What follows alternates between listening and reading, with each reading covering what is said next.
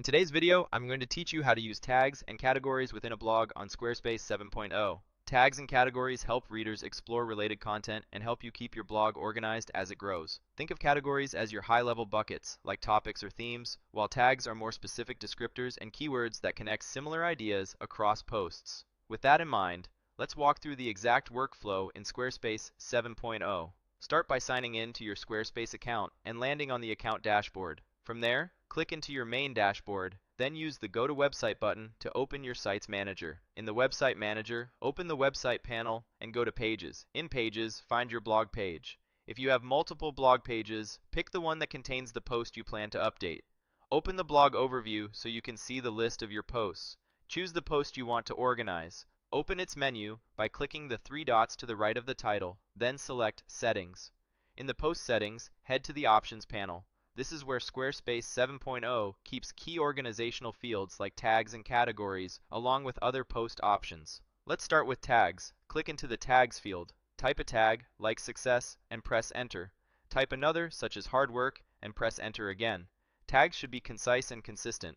Use predictable wording so you don't accidentally create near duplicates, like success versus successes. A good rule of thumb is 2 to 5 relevant tags per post. Too many can dilute their value and make navigation messy.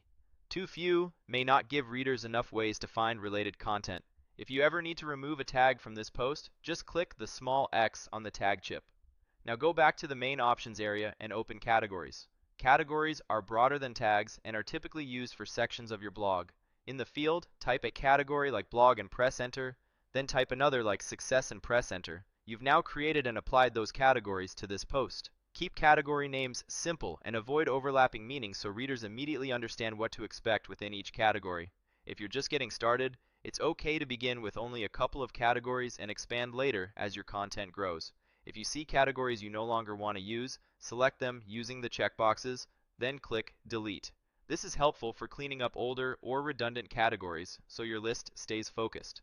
Before deleting, take a moment to confirm you don't need those categories elsewhere, since removing them can affect organization across posts that use them. It's perfectly fine to prune categories periodically, especially after you refine your content strategy. When you're done organizing, go back to the post options and click Save. Saving applies your tag and category changes to the post. To double check everything, you can return to your blog overview and preview the post on your live site. Depending on your template, categories and tags may appear near the post title or at the bottom of the article. Clicking one will take readers to an index of posts that share that same tag or category, which is exactly why these fields matter for navigation. A few closing tips as you use this workflow. Pick a small, clear set of categories that represent your recurring themes and keep them consistent across your blog. Use tags for details like topics, tools, events, or names that cut across multiple categories. Revisit your tags and categories every so often. As your content evolves, your taxonomy should evolve with it.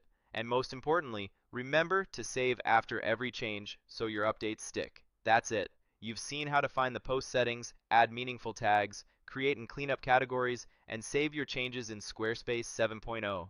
Thanks for watching, and happy blogging.